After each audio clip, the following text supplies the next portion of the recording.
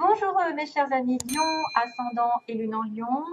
C'est avec grand plaisir que je vous retrouve. Donc sachez que c'est pour tout le monde, hein, pour tous les lions, ceux qui ont même la Vénus pour l'amour. On va regarder ça globalement, ce qui va se passer.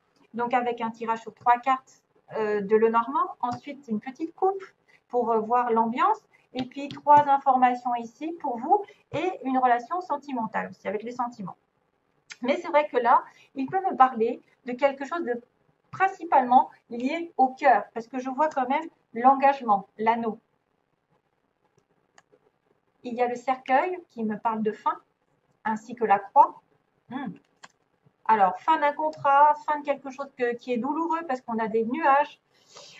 Mes chers amis Lions, le mois de mars, ça va pas être un petit peu, ouais, il va peut-être vous demander un changement, quelque chose à faire. Vous allez faire une croix sur une relation, sur un contrat, sur quelque chose qui est scellé. Peut-être qu'effectivement, vous voulez, vous êtes croyant, vous priez pour un mariage, vous priez pour vous associer, vous priez peut-être, mais en même temps, j'ai envie de dire que la croix, normalement, c'est quelque chose de douloureux. C'est une personne qui est triste, triste parce qu'elle doit faire un sacrifice.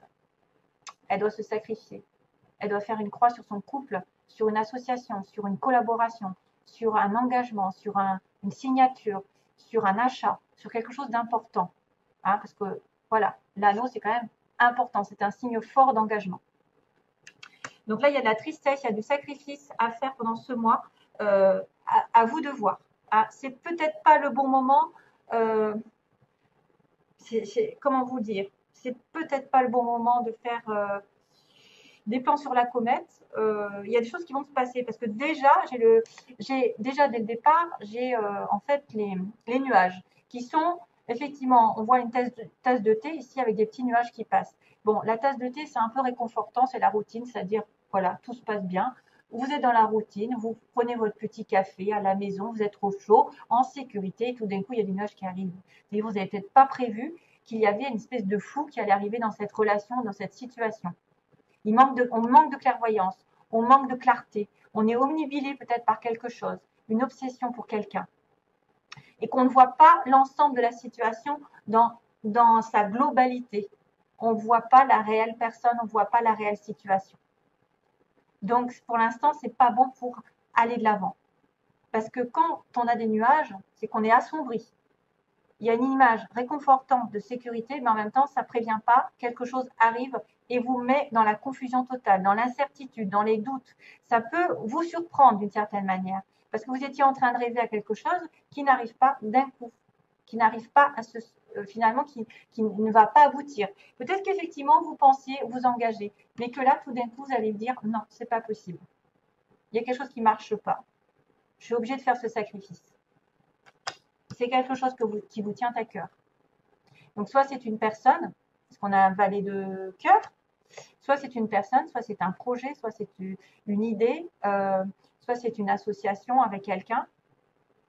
Et tout d'un coup, on sème le trouble en fait. Il y a quelque chose que vous n'aviez pas prévu, qui n'est pas agréable du tout, qui passe dans votre vie. Ça ne vous avertit pas, mais ça n'est que passager. Attention. Vous étiez peut-être dans la rêverie, peut-être dans la confusion. Ça va que être passager et ça va changer. Ça va changer. Alors, est-ce que c'est une relation amoureuse qui arrive et, euh, elle va peut-être aussi peut-être vous demander de vous retirer un certain temps parce que le cercueil ici, on voit quelqu'un qui est dans une boîte de sardines dans ce tarot. Donc, un moment de recueil, de recul pour faire le point, pour vous retirer des problèmes ici qui sont là, qui sont que passagers d'ailleurs. Éloignez-vous, mais en même temps, restez ancré. Ne vous éloignez pas dans les pensées. N'imaginez pas le pire. C'est juste rester alerte, aware, alerte aux signaux qu'on vous envoie. Sur une relation amoureuse, sur une relation, sur quelqu'un que vous aimez, il y a des problèmes passagers. Il va falloir les résoudre, soit en s'éloignant, soit en mettant un terme à quelque chose ou à une situation, parce qu'on a le cercueil, c'est quelque chose qui doit se terminer, s'achever. C'est la fin de, on doit quitter, on doit partir. Donc soit ça arrive au bout, cette relation, ou alors c'est quelqu'un qui a décidé de s'en aller un petit moment pour faire le point. C'est vrai que c'est pas la mort, mais c'est quelqu'un qui a peut-être des pertes aussi, le cercueil. Il a peut-être des pertes. Dans ce tarot, on ne sait pas si cette boîte, elle s'ouvre ou elle est en train de se fermer, en fait. Soit elle est en train de descendre, et donc là, c'est la fermeture complète de la relation, hein, on arrête à la fin, ou soit elle va avoir un renouveau, ce qui est possible aussi. Un renouveau, c'est-à-dire qu'on va laisser derrière soi tous les événements négatifs, tout ce qui a été dans la confusion, et on va être clairvoyant.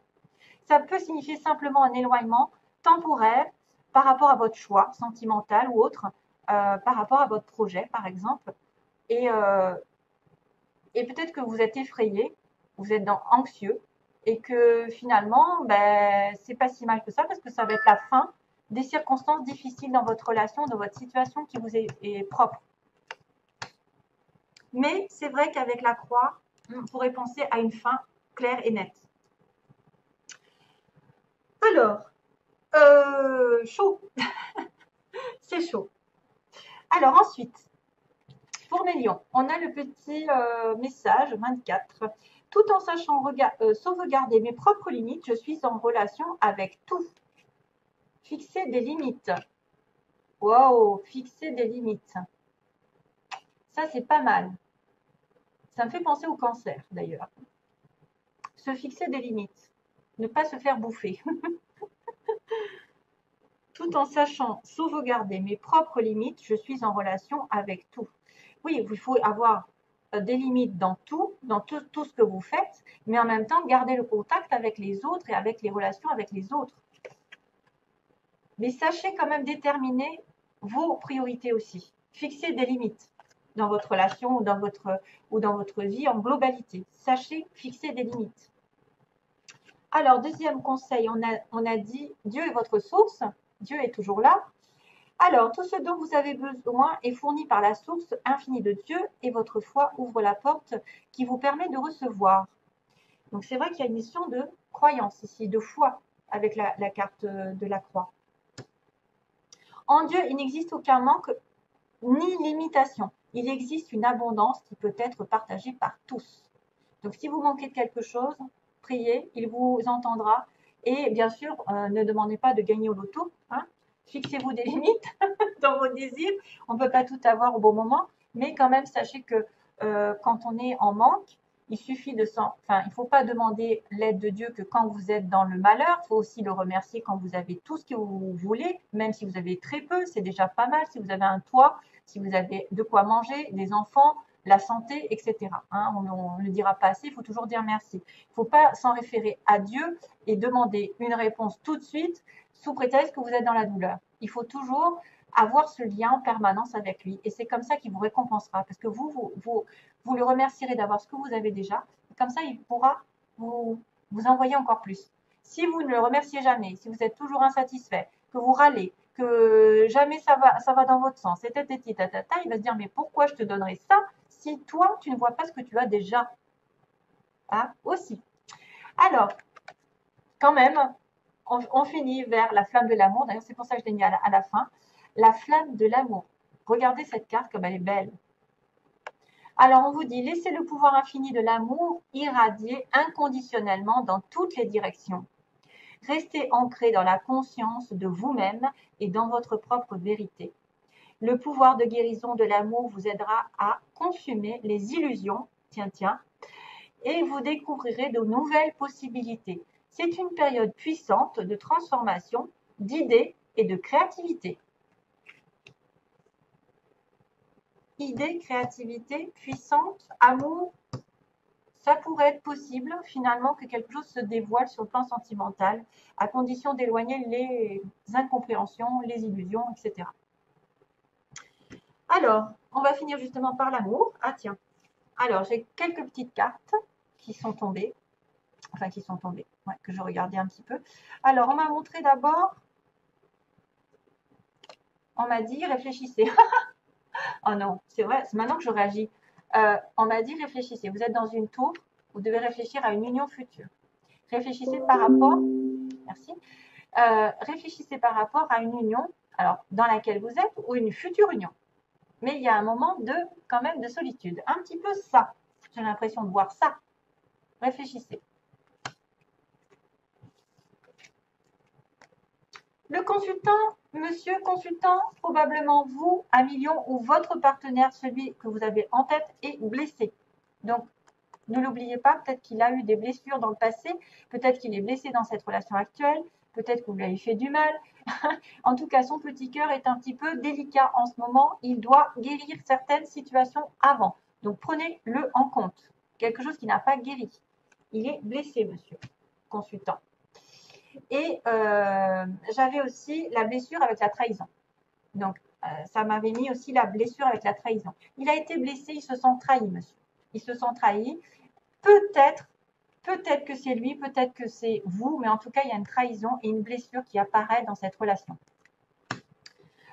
Et puis, j'ai aussi tiré le labyrinthe avec le visuel, comme si c'était compliqué de vous voir. C'était compliqué d'avoir des visus, peut-être de vous voir face à face, de discuter.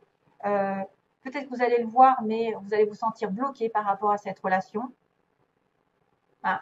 Moi, je vois plutôt quelqu'un qui a du mal à avoir l'autre. Peut-être qu'il est au loin, peut-être qu'il est dans une relation bloquée, ou il est en mariage, ou voilà, il y a quelque chose qui l'empêche de vous voir, qui est compliqué.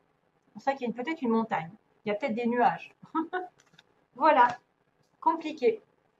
Ce sera tout donc pour mes chers amis lions et à bientôt, je l'espère. Merci. Plein d'amour. Bye bye.